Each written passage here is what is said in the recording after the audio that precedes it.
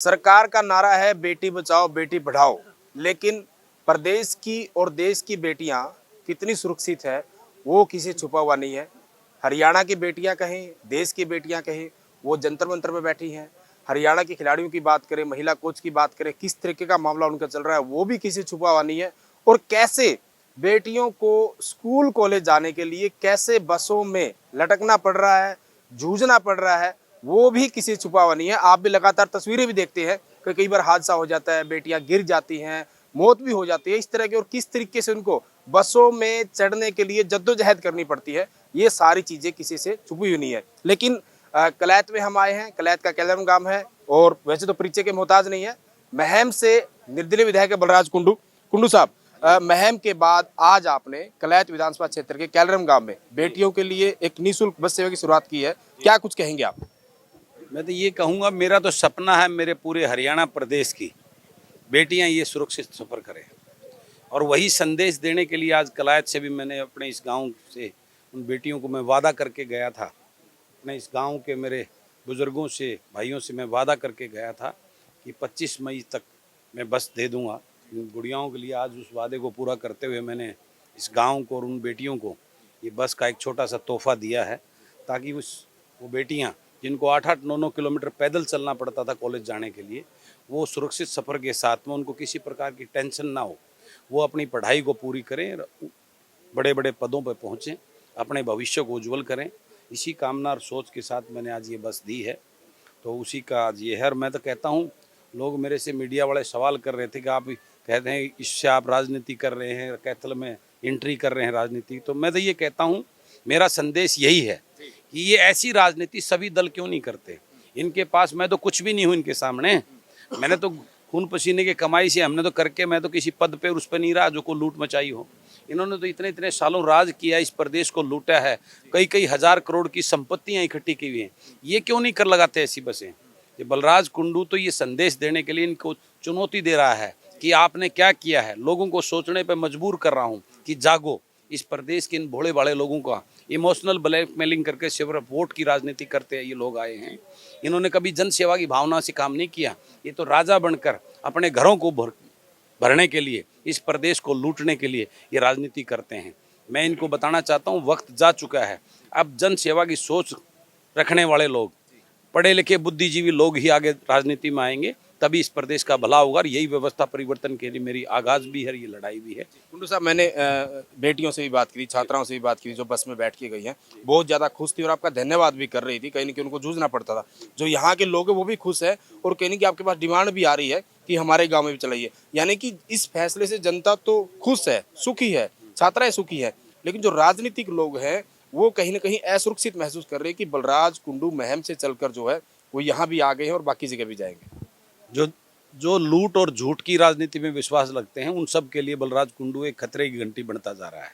और आज मेरी सोच से मुझे खुशी है इस बात की, मेरे अलावा लगभग पूरे प्रदेश में 50 से ऊपर बसें उन राजनीतिक सोच रखने वाले लोगों ने चलाई हैं। तो मैं अपनी इस पहल से, मैं ऐसी ही पहल इस पूरे हरियाणा प्रदेश के लोगों को जगाने के लिए करना, मेरी ये पहल है कि इनको जागना होगा। और ये राजघराने बन गए हैं जिन्हें इनके कई कई हजार करोड़ की संपत्तियां देश में और विदेश में अर्जित कर रखी हैं। इस प्रदेश को लूटकर उनकी दुकानें बंद करके अपने बेटों को, अपने पढ़े लिखे युवा बेटा बेटियों को इस राजनीति में खड़ा करके अपना वकील बनाकर, अपना प्रतिनिधि बनाकर उस प्रदेश में लोकसभा और विधानसभा में भेजना होगा। तभी जो है ना विकास और मुद्दों की राजनीति होगी। अदरवाइज तो इन्होंने जातिगत आधार पर हमें बांट दिया है, हमें धर्म के आधार पर बांट दिया है, हमें जुबलेबाजी के बड़े बड़े सपने दिखाने में बांट दिया। धरातल पे कुछ नहीं है। अब ये बदलाव है, इसी को परिवर्तन की मैं जो कह रहा हूँ, जिसकी मैं बात करता हूँ, व्यवस्था परिवर्तन। तभी व्यवस्था परिवर्तन से जो है ना, आज ये आप मीडिया के साथी जो सवाल कर रहे हैं, ये सवाल पैदा करने के लिए मैं इस राजनीति में हूँ। मेरा कोई उद्देश्य मुख्यमंत्री बनना नहीं है। मेरा उद्देश्य मेरे युवाओं को रोजगार मिले। मेरा उद्देश्य है मेरा ये प्रदेश जो है ना भ्रष्टाचार मुक्त हो। मेरा उद्देश्य है कि ये मेरे प्रदेश का किसान खुशहाल हो। मेरा उद्देश्य है कि मेरे प्रदेश का गरीब, उसको उसका हक मिले। 5 किलो राशन नहीं कि उसको 5 किलो राशन में उसकी गरीबी का शोषण करके उसको वोट लेने की मशीन बन समझा जाए। मेरा ये सपना है कि मेरा ये प्रदेश, फिर मेरा देश खुशहाल कैसे हो, इन लुटेरे राजघरानों से इसको कैसे बचाया जा सके। इसी उद्देश्य को लेकर मैं इस राजनीति में आया हूँ। हाल ही में कुंडू साहब आप उचाना विधानसभा क्षेत्र के खटखड़ गांव में गए, वहां आपने चौधरी देवीलाल के पड़पोतर डिप्टी सीएम दुष्यंत चौटाला को मड़ाई लाल का नाम दिया। हालांकि उनको पहले भी दादा गौतम की बात करें और भी कई नाम दे जा चुके हैं, लेकिन मड़ाई लाल आपको ऐसा नाम कहाँ से आया दिमाग में? मैं ये कहता हूँ, वो कहता है अपने आप को किसान, किसान तैसी धरती पुत्र के नाम से वो कहते हैं। देवीलाल का जो है ना, छोटा देवीलाल बोलते हैं। कौन से छोटे देवीलाल के? वो अगर छोटा देवीलाल होता, किसान की चिंता होती, गरीब की चिंता होती, तो वो कृषि मंत्रालय लेता, इरिगेशन मंत्रालय लेता, जो कृषि किसान के लिए बहुत महत्वपूर्ण है और इससे किसानों का भला करता। लेकिन उसने ऐसे महकमे लेता जिसे गरीब का भला होता। उसने महकमे कौन से लिए? एक्साइज, दारू कैसे बेची जाए, दारू पे माल कैसे कमाया जाए, वो लिया। उसने रेवेन्यू लिया, रजिस्ट्रियों में घोटाले कैसे किए जाएं। उसने फूड एंड सप्लाई लिया, बारदानों में खरीद में घोटाले कैसे किए जाएं। उसने पीडब्ल्यूडी लिया, उसमें मोटी रिश्वत करके कमीशन कैसे ली जाए। इंडस्ट्री लिया, बड़े बड़े लालाओं से जो है ना माल कैसा लिया है। तो ये कौन सा किसान है? ये तो मड़ाई लाल है, देवीलाल का अंश थोड़ा ना है। ये तो मड़ाई लाल है। इस प्रदेश को आज 4 साल होने जा रहे हैं और अब वो थोड़े दिन के बाद में इस भाजपा को गलत भी बताएगा, दोबारा फिर आएगा। तो ये जगाने के लिए इन लोगों को मैं इस प्रदेश के अंदर घूम रहा हूँ। ये मड़ाई लाल हैं और ये सारे इन मड़ाई लालों को जब तक ये प्रदेश की जनता इनकी असलियत नहीं जानेगी, इनका डब्बा बंद नहीं करेगी, इनकी दुकान बंद नहीं करेगी, इस प्रदेश का भला होने वाला नहीं है। बिल्कुल, ये बलराज कुंडू थे। और एक दो बात मैं इनसे पूछ लेता हूँ, क्या कहेंगे आज आपके गांव में बलराज कुंडू द्वारा जो बस सेवा शुरू की है? हम इसमें बहुत खुश हैं जी। बलराज कुंडू साहब का धन्यवाद करते हैं। हाँ जी, इसका सारा काम इसके ऋणी है, इसको साथ लग रहे, इसके साथ खड़े। बिल्कुल। ताऊ जी, आप क्या कहेंगे? यही बात है, बस भगवान ने ऐसा बेटा पैदा हो मारा करे, ऐसा सबका हो जाए। आप क्या कहेंगे? सारा काम खुश है इस पे और बहुत हम बढ़िया दो गांव में भाई साहब का बहुत बहुत आभार प्रकट करेंगे। कुछ लोग इस तरीके से भी देख रहे हैं ताऊ जी कि ये जो बलराज कुंडू बसें वगैरह चला रहे हैं ना, ये कहीं ना कहीं राजनीति करने के लिए चला रहे हैं। कोई राजनीति नहीं है। बलराज कुंडू ने पहल करी है, जो बहुत बढ़िया पहल है। इस हल्का में एरिया में पहल बलराज कुंडू ने की है। लगता है कि राजनीतिक लोग भी इस पर शुरू करेंगे इसको देखते हुए।